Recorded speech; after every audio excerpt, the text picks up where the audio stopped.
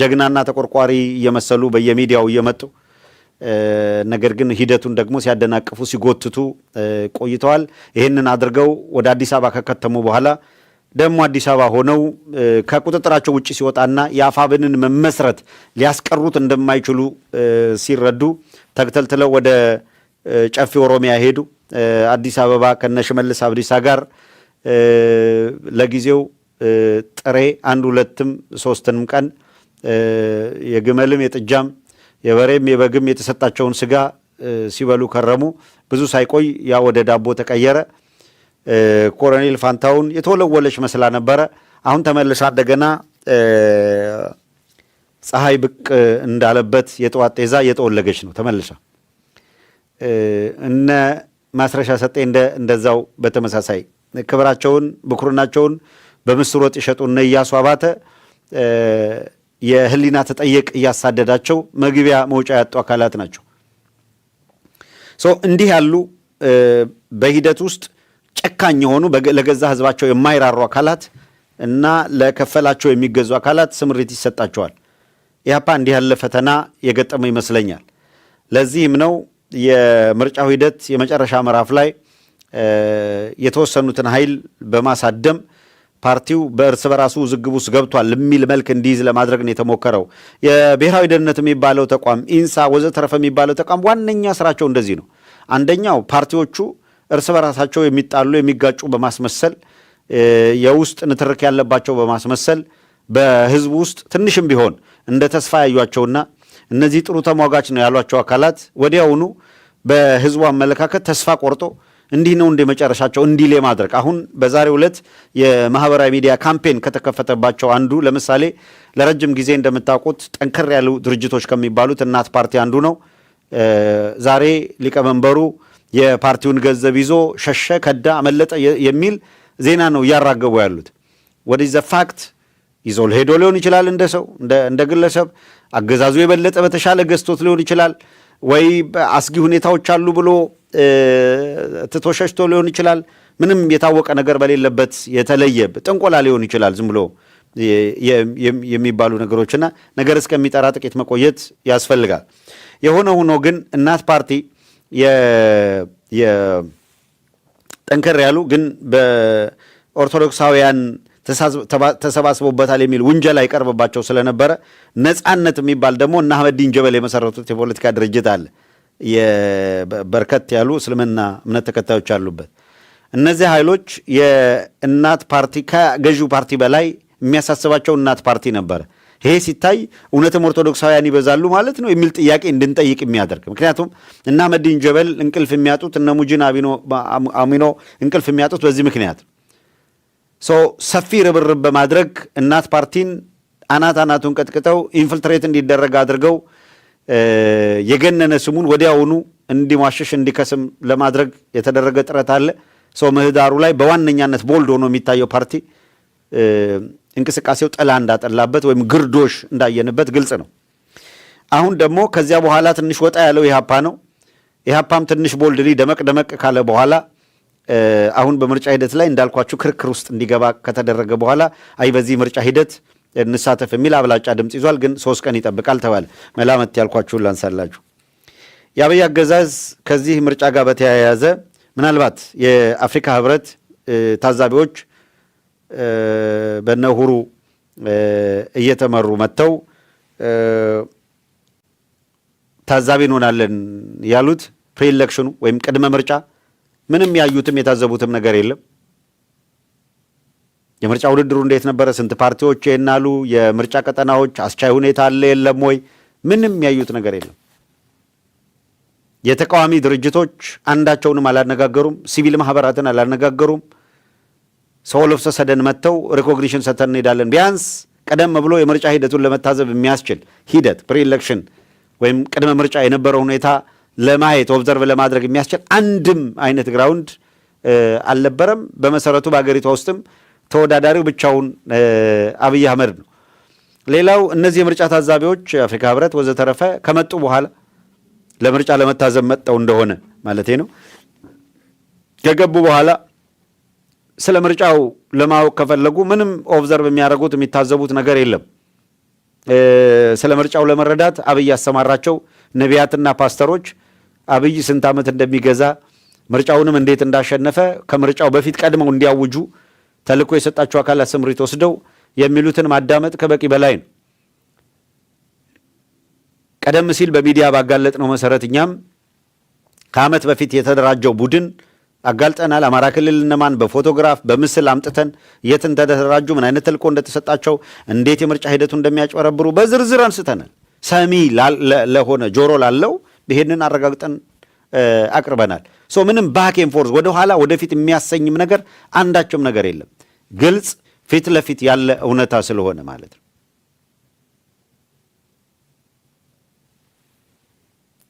መሬት ላይ ያለው እውነታ ይሄ ነው። ይሄንን መሬት ላይ ያለውን እውነታ በሚገባ መረዳት በሚገባ መገንዘብ ያስፈልጋል።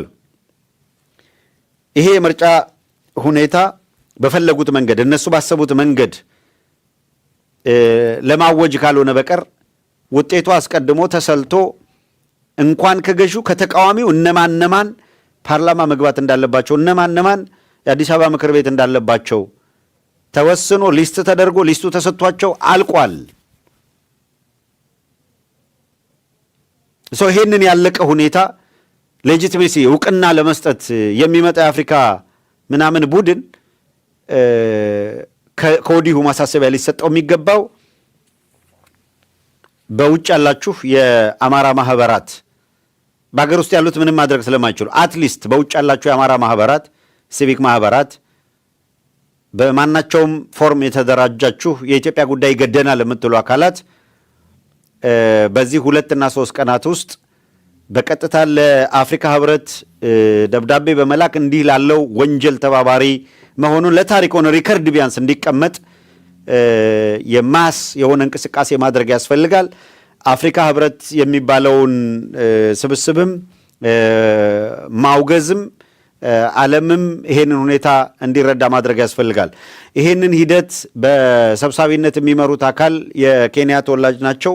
ኬንያ ምርጫ ሲያጭበረብሩ የኬንያ ህዝብ በነቂስ ወጥቶ ምርጫ ማጭበርበር እንደማይቻል ይነግራቸዋል። የፈልግ እንኳን ምርጫ ማጭበርበር በዳቦ ዋጋ ላይ በነዳጅ ዋጋ ላይ ሳንቲም ሲጨምሩ ጉሮሯቸውን አንቆ ሂደቱን ያስቀለብሳል።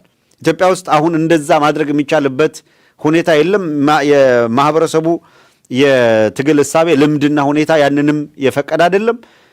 አንዳች የሆነ በዚህ መንገድ ሊገለጽ ይችላል የማይባል ድንዛዜም ያለበት ሁኔታ እንዳለ ግልጽ ነው።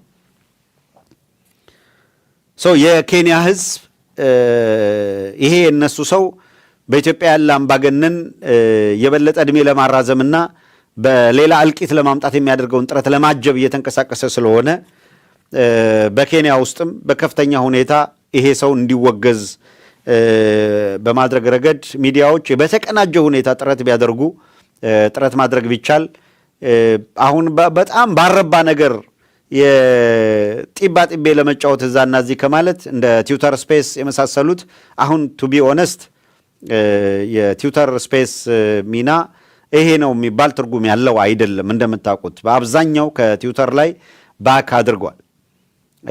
አንዱ ኢራ አለው ለእያንዳንዱ የፌስቡክ ኢራ ነበር። የተወሰነ ጊዜ ፌስቡክ ነበረ ዋናውን ነገር የተቆጣጠረው። ያ ከሰመ እየወረደ ሄዶ አሁን ይሄ ነው የሚባል ፌስቡክ ላይ የሚደረግ ንቅናቄም ብዛ ትርጉም ያለው አይደለም። እንደምታውቁት የለም ማለት አይደለም፣ አለ ከነበረው ሁናቴና ከሚጠበቀው አንጻር። አንድ ወቅት ደግሞ ዩቲዩብ ብቻ ነበር አብዮቱ። የዛም ተቀዛቀዘ። የቲክቶክ አብዮት መጣ። አሁን የቲክቶክ አብዮትም ዲክላይን ስታተስ ላይ ነው ያለው። ቀጥሎ ደግሞ ምን ሊመጣ ይችላል የሚለውን እርግጠኛ ሆኖ መናገር አስቸጋሪ ይሆናል። ለማንኛውም ግን እንደዚህ ያሉ መሰል ሁኔታዎች አሉ።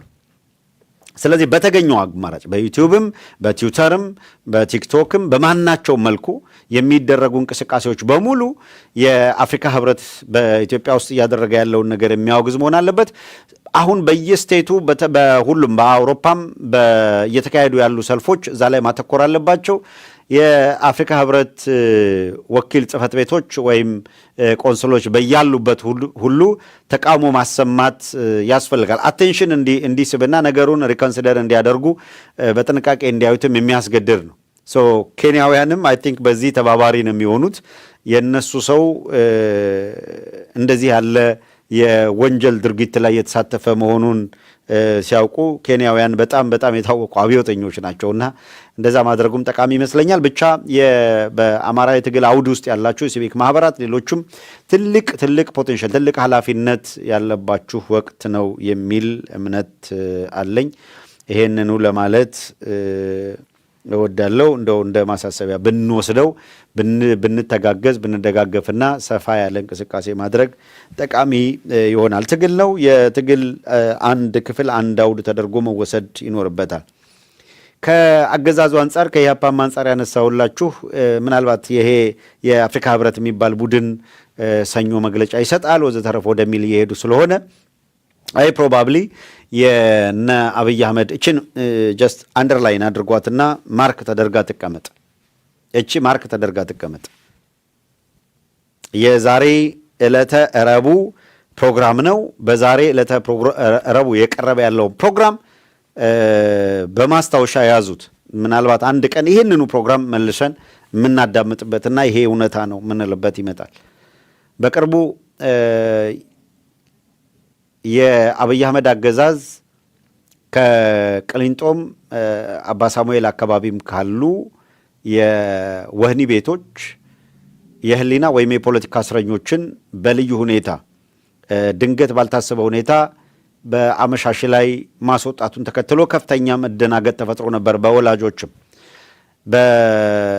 በቤተሰቦቻቸው ወዘተረፈ እና ሚዲያው ላይም እባካችሁ የሚል ነገር በስቶ ነበረ። ወዴት ነው የወሰዷቸው? ምንድን ሊያደርጓቸው ነው የሚልና ይህንን ሁኔታ በጥብቅ እየተከታተልን ስለመሆኑ ቀደም ብለን ዱካ እየተከታተልን እንደነበረ ተናግረናል። በዚሁ መሰረት የዕለት ሁለት ፕሮግራም በመስራት በእኛ በኩል በቂ መረጃ አለ። ከነዛ ወህኒ ቤቶች ያወጧቸውን ቃሊቲ እንዳመጧቸው ተናግረናል። ቃሊቲ ሰብስበው አንድ ማጎሪያ ላይ አድርገዋቸዋል። ይሄ ሂደት ምናልባት በሰኞ ዕለት የአፍሪካ ህብረት ሲመጣ የኔ መረጃ ብለን አይደለም እያቀረብን ያለ ነው። ግን በፖለቲካና በዚህ የትንታኔ ሂደት ውስጥ መቆየትም አንዳንድ ሁኔታዎችን አይቶ የቢሆናል ትንታኔ ይሰጣል። ይሄ ኮመን ነው፣ የታወቀ የፖለቲካ አናሊስቶች በተለያየ ደረጃ ሊሆን የሚችለው ሊመጣ የሚችለው ሊከሰት ይችላል ብለው የሚያስቡትን የእነሱን ምልከታ ያጋራሉ። አቋም ሲሆን ደግሞ ስማይቴክ ብለው አቋማቸውን ይገልጻሉ። በእኔ እይታ ምናልባት ጥርጣሬ የኢህአፓ ውስጥም ያሉ ኢንፍilትሬት ያደረጉ ሰዎች 2 ቀን 3 ቀን እንሳተፋለን ተብሎ ይወሰን፣ 2 ቀን 3 ቀን እንጠብቅ፣ አሁንም ሰኞም ማክሰኞም ድረስ ጊዜ አለ የሚል አማራጭ ያቀረቡ አካላት ነበሩ እዛና ሁኔታውን አይተን ካልሆነ የመጨረሻው ሰዓት ላይ እንሳተፍም እንላለን የሚል ንግግርም አንስተዋል። እንሳተፋለን ብለው ዛሬ ወስነው ሲያበቁ በአብላጫ ድምፅ ግን በቀሪው 3 ቀናትም ደግሞ ቅድመ ሁኔታዎች ካልተሟሉ አዲስ ውሳኔ ልንወስን እንችላለን የሚል ነገር ነው ጭምር ነው ያስቀመጡት። ይህንን ዶት ስከተለው የሚመስለኝ የአፍሪካ ህብረትም ሲመጣ ተወካዮች የተባሉት ሲመጡ የሀፓም ውስጥ ያሉ አካላት ጠቆም እንዳደረጉት ምናልባት ሊሆን ይችላል ብዬ የምገምተው የተቃዋሚ የፖለቲካ ድርጅቶች፣ ጋዜጠኞች ወዘተረፈ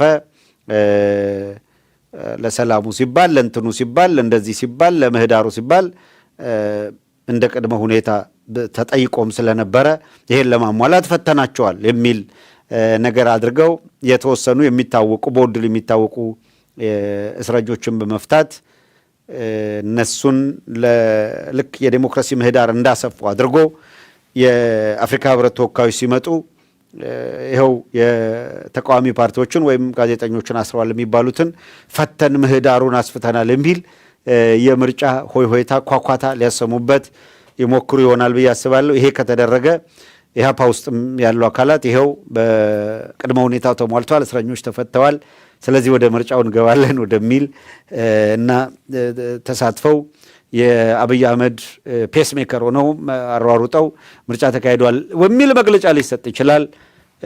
አንዳንድ ሰዎች ቀደም ብለው እንደ ስጋት እንደ ትሬት ያዩት ነገርም በግለሰብም ደረጃ በቡድንም ደረጃ ያ ትሬት ሆኖ ሊመጣ ይችላል። አይታወቅም፣ እርግጠኛ መሆን አይቻልም በምንም ጉዳይ ላይ።